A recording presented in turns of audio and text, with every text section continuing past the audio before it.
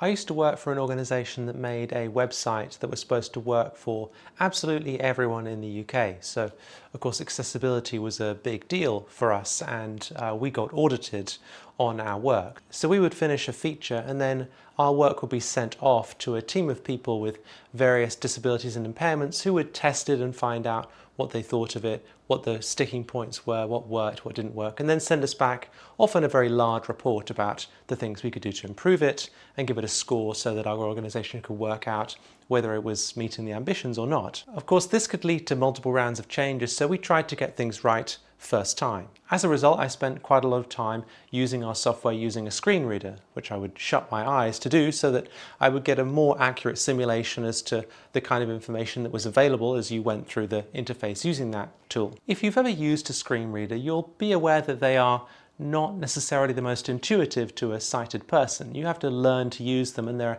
tutorials and techniques and many keyboard shortcuts that make them easier to work with. One of the things that frustrated me is that sometimes a new colleague would spend some time with the screen reader and then they would be quite sort of demoralized, upset by the fact that visually impaired people had to use this clearly horrendous piece of software they couldn't work out how to use, clearly unintuitive, not user-friendly, required lots of sort of knowledge and specific actions which were not obvious to a sighted person. But of course they thought this to a large extent because they weren't used to it. And in fact, this is a power tool. This is a piece of software that is very finely tuned for the people it's designed for. And I knew this because I'd spent some time watching videos of people using this software and I knew how good they could get at using it. In fact, if you're curious, you might want to look up some videos of blind programmers using screen readers because the speeds they get to are really impressive. I'm talking about speeds that you and I, assuming you're not blind, would not be able to understand a thing that was being said. In any case, the point of this is that my colleagues instinctively felt this software was badly designed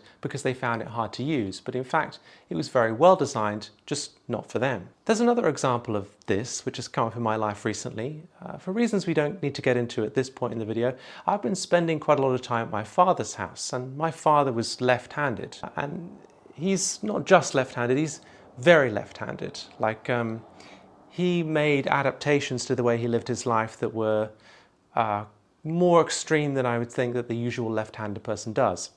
For example, I still can't use a bread knife very well because growing up, I grew up in a house where my father's bread knives were all serrated on the other side compared to a right-handed bread knife. So I learned to cut with a certain pressure, and now whenever I try and cut bread, it's all in these wedges and causes me a lot of frustration, especially when I have particularly nice bread. There was another instance where recently my brother was trying to open some of his display cabinets, and they're those cabinets that you push and then they sort of open. So there's no handle, you just push and then it opens for you. But of course when my brother pushed the right-hand side, nothing happened because it was configured on the left-hand side where my father, who's left-handed, would expect the thing to open. My father also configured his computer, as many left-handed people do, to swap around the mouse buttons. So the left was the right and the right was the left, depending on the way you expect mouse buttons to be. But he went even further. He managed to get IT everywhere he worked, which, IT can sometimes be a bit pernickety about these things. He managed to get IT to allow him to install a special piece of software that would flip around the mouse cursor so that it would appear left-handed. There's no actual benefit to doing so other than aesthetically it just looks right if you're left-handed. The reason I'm telling you this story is because this video is about a text editor that has been sometimes called the most user-unfriendly text editor ever invented. A text editor that's probably installed very near you right now, even if you don't know it. It's called Ed. It's the standard Unix text editor. That means it's installed on essentially all Unix-like operating systems. Text editors are interesting pieces of software for us as programmers because they're sort of the closest thing that you would get to the cyberpunk avatar. Those are the things that we go into the computer with and do our work. They're our vehicle that we travel around in, the thing that we do basically all of our economically useful activity in. People are opinionated about them. They have a favorite one. They don't like to change them. They're important to us. They're the thing that we merge our minds with in order to enter the computer as technologists. You may have heard around that tools can become extensions of the body. Well, I think that the text editor is the extension of our minds into the world of the computer. They're a kind of cognitive projection into that world. And this video is about one particular instance of that, one particular projection of a person's mind at a moment in time and of a particular world. And I think through looking at this object seriously, we can learn not just about then, but also plot it as a point in time that continued on and exists in the interfaces of today, even the most cutting edge and futuristic interfaces we have. If you know anything about Ed, you're probably thinking that this is a bit highfalutin, so let's get down to earth and take a look at it. Ed is a text editor. It edits one file at a time. Its interface has 4 core ideas: commands, address ranges, the buffer, and the current line. I'll run through a few workflows using Ed and introduce you to the core ideas as they arise. First, the buffer. The buffer is a representation in memory of the file that you're editing.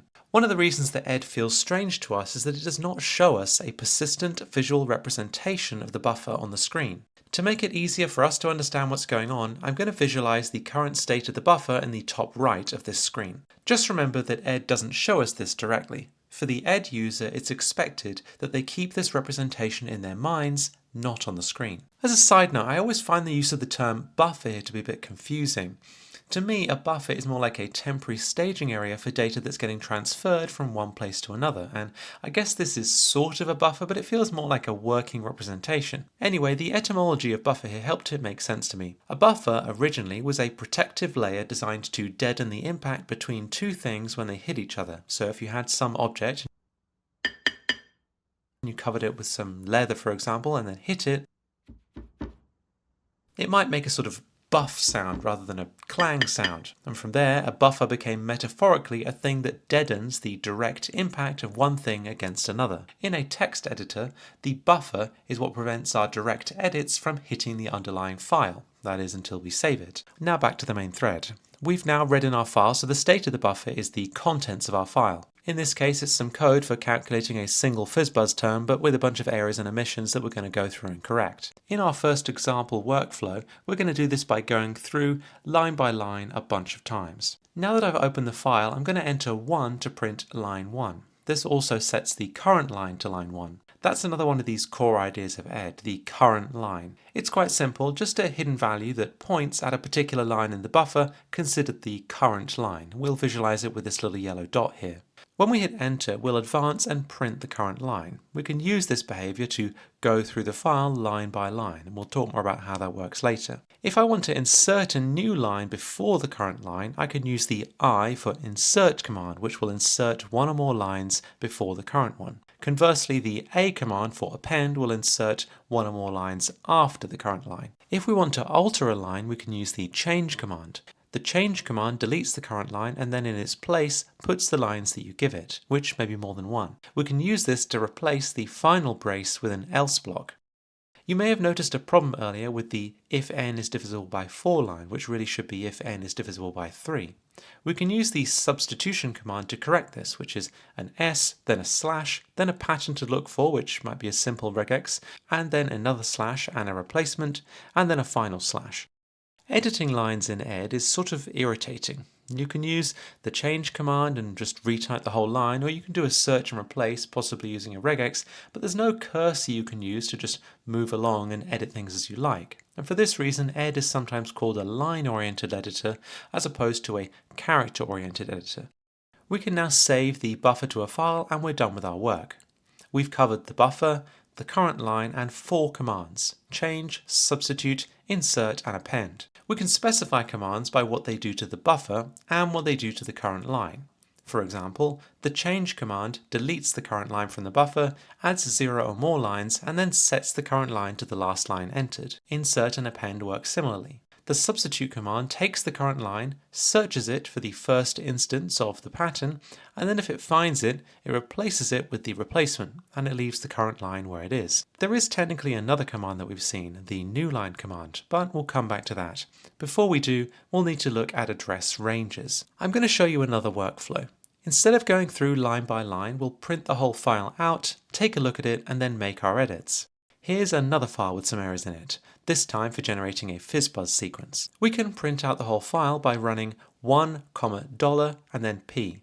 That $1, is a range followed by the command P for print. A range is a pair of line numbers or expressions evaluating to line numbers. Since we want to print out every line, we give it 1, which is the first line, and then the dollar symbol representing the final line. These ranges are always inclusive, which I like. So this command says, take the range of lines from the first line to the last line inclusive and print them out. We have a few changes to make to this file. First, I'm going to insert a line just before the end of the file using $I. The dollar means the final line in the file, and the I means insert a line before it. We use this to add in a return and that missing end brace. Then I can fix up those brackets on line 4. We have an address range 4, which is short for the range starting at line 4 and ending at line 4 inclusive. We have the command S for substitute, and then we have an argument which comes after the S. Only some commands take arguments, and S is one of them. I can do the same thing on line 3 to fix the off by 1 error. Hope you spotted that one.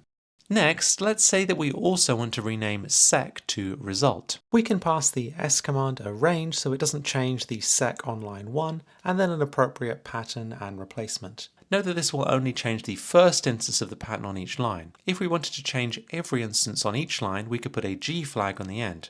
It's interesting to note that Ken Thompson's original version of Ed, the one he used to write Unix, did not have this G feature. I guess he was working in assembly for the PDP, and so lines were typically pretty short and didn't have any kind of sophisticated expression syntax, so he probably didn't need it. Another thing that the first version of Ed didn't have is the U command for undo.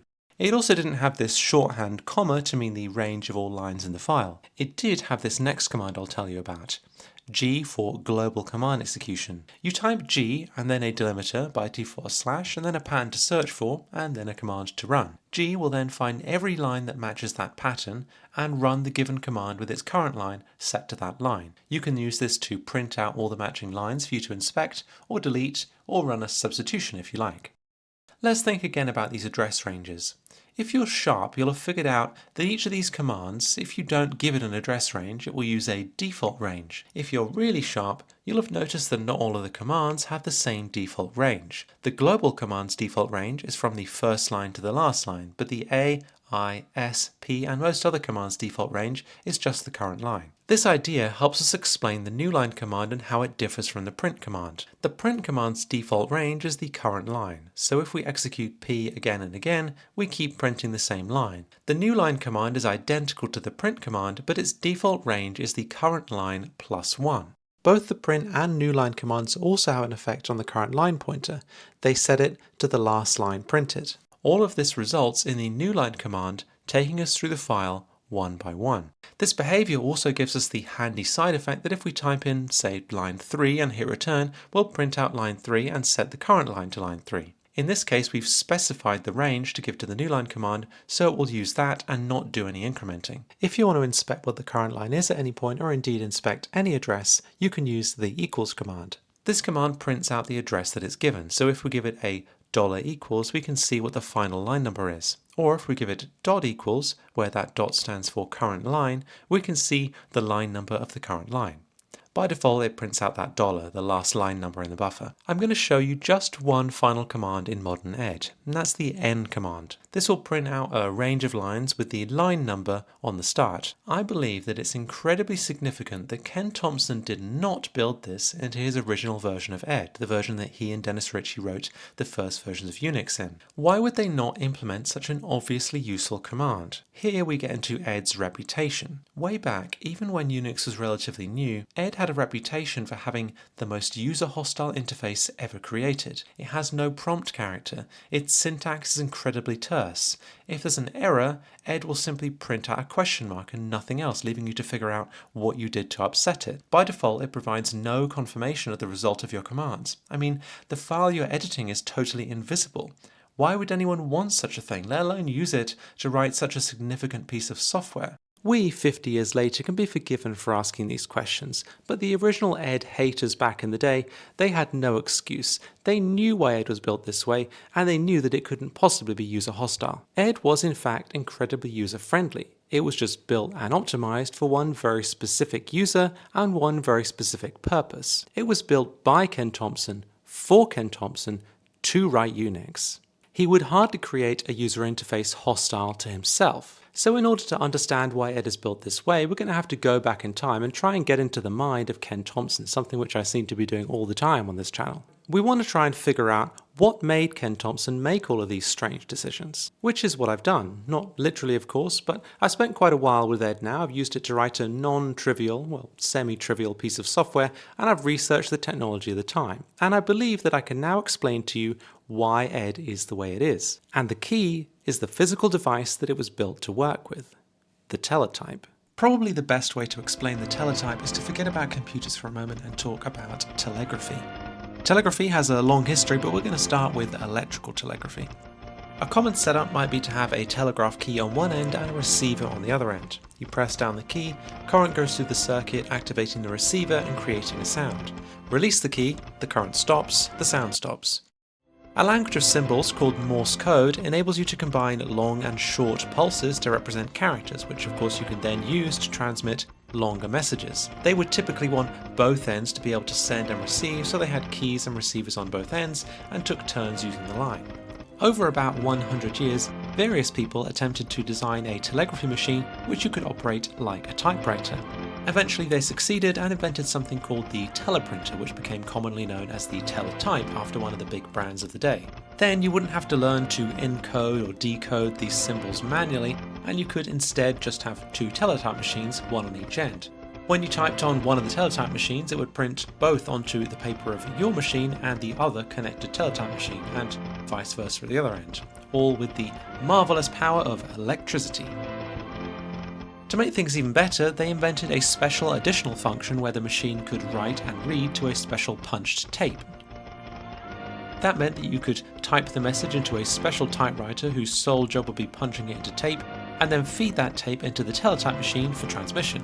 And this means you could do your slow human typing offline and then feed it into the highest speed teletype machine, meaning you could use the transmission lines more efficiently rather than tying it up with your slow human typing. It's relatively easy to see how from here you could replace one side with a computer. Then you could type your commands on the teletype, the computer would interpret them and then send back the response, which will be printed on your paper. Your computer would be on one side, and on the other end, or possibly many ends, would be the teletype machines you had it connected to, and those would be known as your terminal. Before this, the most common computer interfaces were punched cards, switches and blinking lights, and the most common computer paradigm was batch processing. This teletype terminal was the key early interactive computer interface.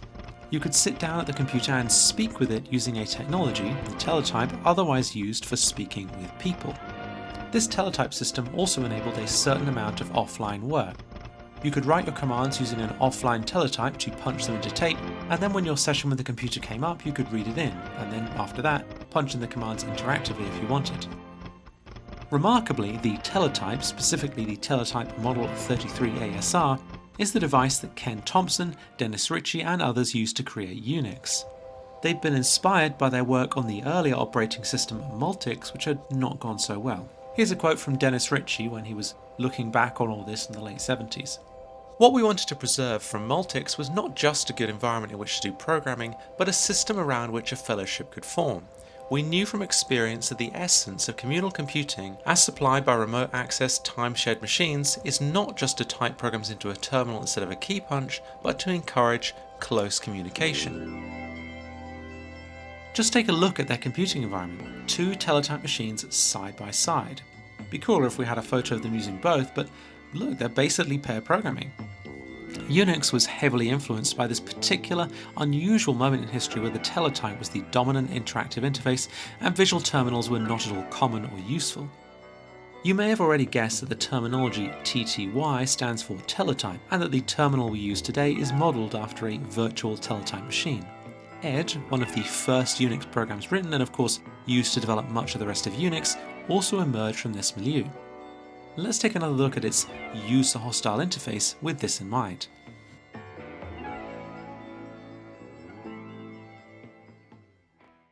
Let's start with the prompt. In modern Ed, you can configure it to have a prompt character, but by default it has nothing, just an empty line ready for your commands. So why doesn't it have this seemingly obvious affordance? Well, printing characters takes time. If you ran a command, hit return to execute it, and then wanted to immediately run another command, you'd end up having to wait a moment for the prompt character to get printed, which would break your flow.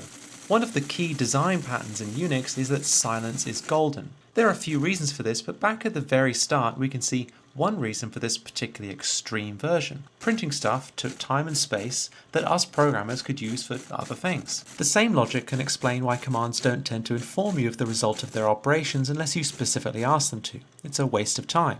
Equally, error messages being a single question mark, possibly the most insulting part of the interface to a modern user, makes perfect sense when printing the error message is probably going to take longer than a power user is going to take to figure out what they did wrong, and obviously Ken Thompson is going to be a power user of his own text editor. I probably don't need to explain to you why Ed doesn't persistently display the contents of the file to you. On a teletype that would be totally impractical, but then again, perhaps in a way it did. The secret of Ed, the thing that I believe unlocks it, that makes it a truly wonderful editor, is also a wonderful feature, the teletype. A feature so magnificent that now, having discovered it, I actually yearn for it. Ed and the teletype did in fact have a persistent display. The persistent display is reality. You can see this dotted around in a few clips from the era. Here's my favourite.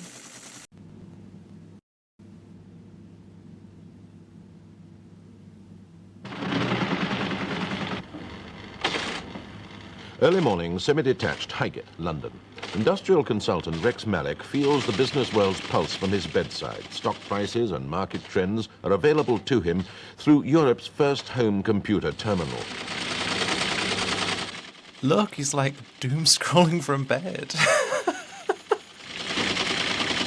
This terminal is linked to a giant brain 10 miles away in the heart of London. It's one of two Malek has installed for experimental purposes. There's no complicated language to master before he can understand what the computer's saying. The unseen brain sends its messages in good old-fashioned English.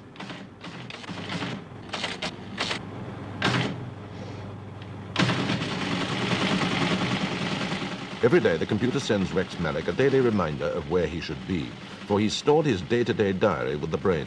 The computer can handle a year's shopping list for the home, final demands, and the exact state of Malek's bank balance. What I really love is that when the teletype has finished printing off his little diary, Rex can simply tear it off and walk away, keep it in his pocket, put it on his wall. It's produced a little physical artifact for him to carry around. Here's another example, this one focused on a presumably fictitious bowling club secretary. Being a league secretary is indeed overwhelming, but tonight the whelm turns. Tonight, I'll get all the scores, averages, handicaps, team averages, team standings, high series, all automatically. Thanks to AMF Data Magic. First, automatic scorekeeping with Magic Score, and now automatic record keeping with Data Magic. AMF has made my job a snap. The computer prints out the report, he tears it off and then hands it directly to his fellow bowlers. What an idyllic, wonderful world of computing this looks like. There's also this tiny clip of this guy at the back scrolling back through a teletype's output and marking it up using a pencil. This is a workflow I actually love now, but it's still kind of annoying to achieve. Even in this video a decade later, people were still using paper as a core part of their computing workflow, and it really looks wonderful. I find this idea of a world where computers produce static printouts very compelling. You get the information you need, it's on a light, thin piece of paper. You can take it away and study it, you can place it in your environment, organize it spatially alongside other things, sketch on it, take it outside. It doesn't change, it doesn't try to distract you, and it isn't attempting to cram everything anybody might want in life into a tiny 6x3 glass brick. This teletype world may remind you of some other, more modern visions for computing. For example, Brett Victor's Dynamic Land. Dynamic Land is a non-profit research lab creating a humane dynamic medium. And what that means is a way for real people in the real world to explore ideas together, not just with words and pictures, but with computation. But for us, computation doesn't mean scrolling around in screens. It means working out in the real world with physical materials, putting computational programs onto ordinary physical objects. And one reason to be out in the real world is that's where the people are. Because for us, computation doesn't mean everyone inside their own computer. It means people coming together in the same space, getting their hands on the same thing, looking each other in the eye, being present in the same reality. It means everyone's work is out in the open, where everyone can see it. So everyone's learning from everyone else all the time, and collaborations happen spontaneously. It's like working in a woodshop or a communal kitchen. It's tempting to believe that if we just flipped a few bits in our history, we could have ended up with a very different computational world, something less dominated by the technology of the visual display. My first thought, though, on watching Rex wake up and reach for his teletype wasn't Dynamic Land. It made me think of a much more shiny technological vision.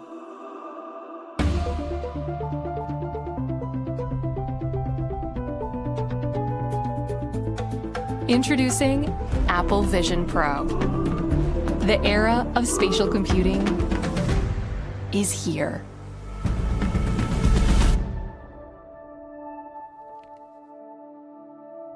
When you put on Apple Vision Pro, you see your world and everything in it. Your favorite apps live right in front of you, but now they're in your space. This is Vision OS, Apple's first ever spatial operating system. It's familiar, yet groundbreaking. You navigate with your eyes. Simply tap to select, flick to scroll, and use your voice to dictate. It's like magic. It's remarkable to see these ideas that we were once so close to, and in fact Unix was one attempt to realize, pop up again and again, from the community-oriented projects to the high-tech, in the real world and in the world of fiction. Oh, I love this part. Fractured images coming in. Numbers 9 and 6.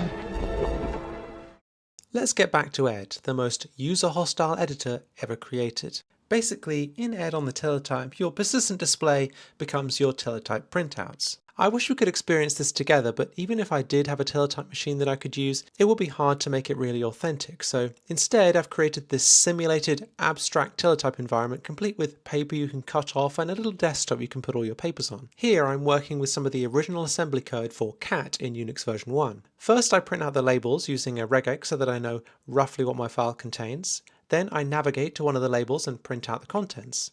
I'm using some more complex addressing tools here than we saw earlier, but basically this means find the done label, that's the first address in our range, and after that find the put C label and then subtract 1 to get the line before it, that's the last address in our range.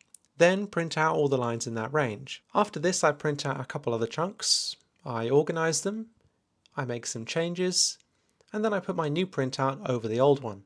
Simulating all this using a display is a little bit limiting, but I hope you get the idea.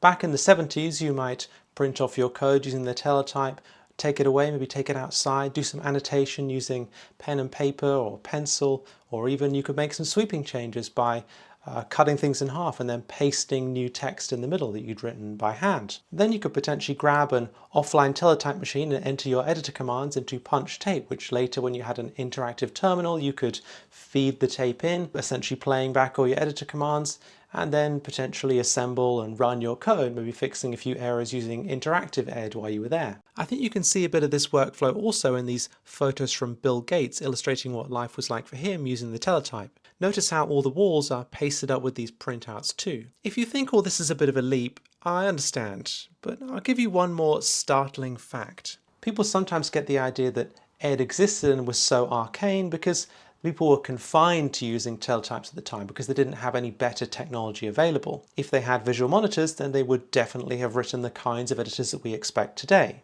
But this isn't true. Ken Thompson's motivating project for building the early versions of Unix was actually because he wanted to port a computer game that he'd written called Space Travel to a new computer which didn't have a lot of people using it. That way he could play it without having to wait for other people's batch jobs to complete. This underused mini-computer, a PDP-7, was specifically allocated as a graphics terminal, so very well suited for his video game. And don't get the idea that they simply didn't have text editing software back then, because they definitely did. In fact, this footage here is from 1965 and shows some quite advanced video text editing. This was at least 5 years before Unix was made. Of course, I'm going to share this teletype environment with you too. There are a few versions. There's the one I just showed you, which you can drag in a file and then play around in the environment. Or there's a little choose your own adventure story where you end up back in time and have to help Ken Thompson with his work building Unix. And a third one, exclusive to ODE's members, is a series of programs you can try out, fix up and improve in order to try your hand at using Ed as a programmer, which I think feels a lot different to using it for text.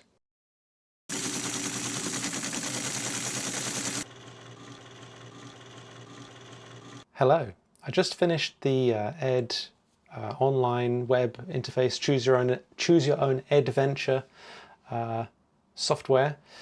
So that puts me pretty much ready to upload this video pretty soon. I think maybe today or tomorrow. So it's time to record the epilogue.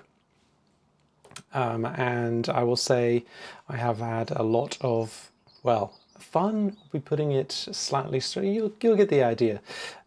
Yeah, this has been a very interesting video. I actually had the idea for this video a few videos ago when I got, as is classic for me, so deep into the research I thought, well, I have the seeds of a good idea here, but it's definitely going to take longer than 10 days to make, so shelved it, came back to it.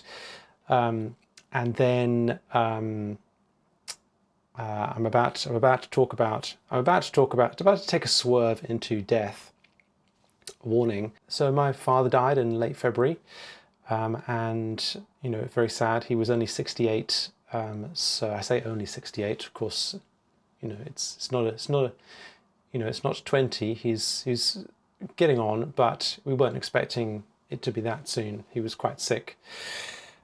Basically, he had prostate cancer. So if you're putting off getting your prostate check, I would highly recommend getting it, because it does make a difference, actually, it turns out, and it makes a difference sometimes. Well, there are some things basically you can put off and it doesn't really matter. Like, there's a lot of stuff in life that you can put off, it doesn't really matter.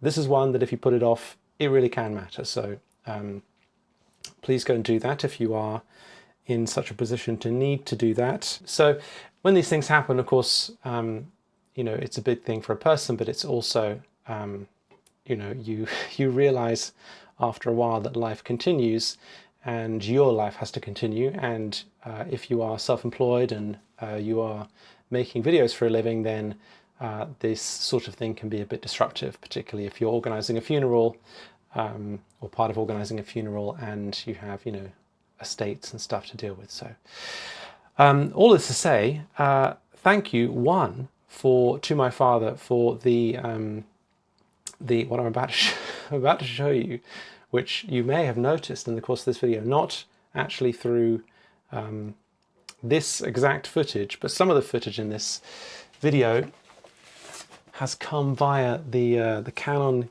EOS R5, my father's camera. He liked to take photos of glaciers and such, not me, but I take photos of me, so how do I take videos of me? So we've been benefiting all together through the lenses and camera bodies and all things I now know just a little bit more about. So thanks to my late father for the upgrade to the channel. Appreciate it, and hope you appreciate it too. My other thanks goes to the ODE's members who have been paying me for not doing, well, I've been doing things, but I've not been delivering any videos for the past couple of months. It would have been totally reasonable to cancel your subscription at that point. Many of you didn't, and I really appreciate that because it helps me essentially make a project like this sustainable in the sense that there's real life and things sometimes happen. So thank you. Stop touching the microphone, okay? Thank you for doing that. If you did it, I really, really appreciate it. It means a lot. I guess feels like a funny segue into the pitch, but there is an ODE's membership if you would like to support the project. It's about £10, dollars or euros a month, and for that you get extra stuff with each video, including this one. This one I went to quite a lot more effort to produce an engaging, interesting thing to play with, a toy, because I think the exercises to me are quite important that go with the videos. Watching videos is great and all, but nobody's learns practical skills through purely watching videos. You've got to actually put it into practice, and I want to give everyone here the opportunity and encouragement to do that. and trying to make that as easy as possible to get into, as well as fun and exciting to get into, was really important to me. So I'm putting a bit more effort into making those exercises into more web-based fun type things you can engage with, that then you can possibly take into your own computer or whatever it is, or develop in some other way. So try that out. Let me know what you think. Let me know if you'd like to see more of that stuff. I was pledging actually for the membership. The membership this month, you do get an additional series of things to do with Ed60, the web ed that I've created. You get to do you get some programming exercises, and the last one I actually think is a really cool one. I find that one really fun. So if you want to sign up, then click on the link in the description or in the top comment if I remember to do that, and you will be guided to the right place to give some money for that. You also there was actually another video that I made shortly after my father passed away, because I knew it would be a little while till I released my next video, so I wanted to send out something, and what I sent out was a sort of side dish to this video, which talks about how Ed sort of fits into the theme of things we've been discovering recently around linked lists. So I had an idea that Ed was a good use case for linked lists, and without too many spoilers, that video is about whether that is true and a bit of the history of that. So you can find that in the extras section on the Odes website if you're a member. So an additional thing to show my appreciation for Odes members. Yeah, thank you again. So the next video, which will be coming out quite a bit sooner than this one did, will be very likely focused, I'm not going to promise it, but very likely focused on Forth. Forth is a very interesting language, has some interesting history as well as some interesting semantics, works in kind of an interesting way. Not many languages out there that you'll like to have used that work similarly to Forth, although I know some of you definitely will have done. It's a pretty conceptually neat language, so I look forward to exploring it with you, and I will do that reasonably soon. Anyway, that's all for this video. Thanks for watching, and I look forward to speaking to you again very soon. Have a great week.